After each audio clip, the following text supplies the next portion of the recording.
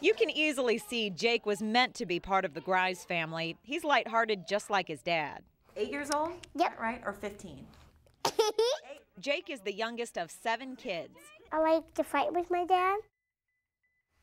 I like to dance with my dad. And I like to push him underwater.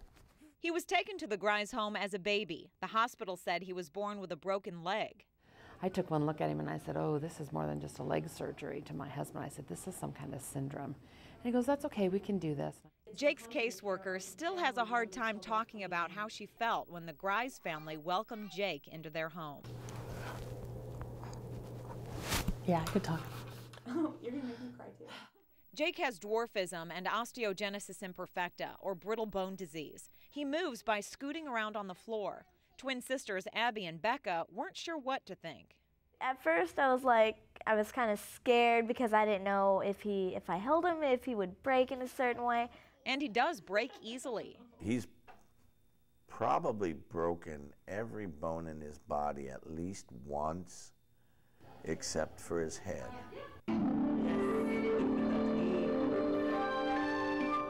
Watching him practice for the Penguin Project play, you can see Jake is a huge success story. To be human again. Excellent.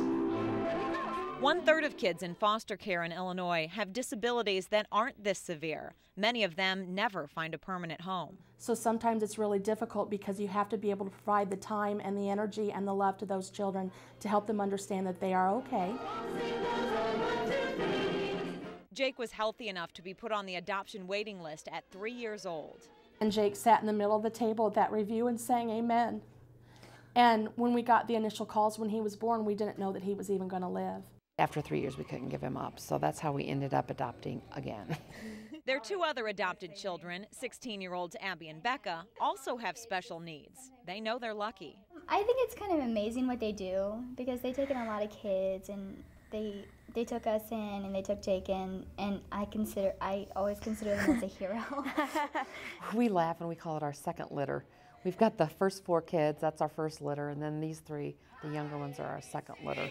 We're the Grys family! Jake hopes his story is an inspiration to other couples like Jeannie and Steve. Bravo, Jake, bravo! Who have given so much and get so much in return.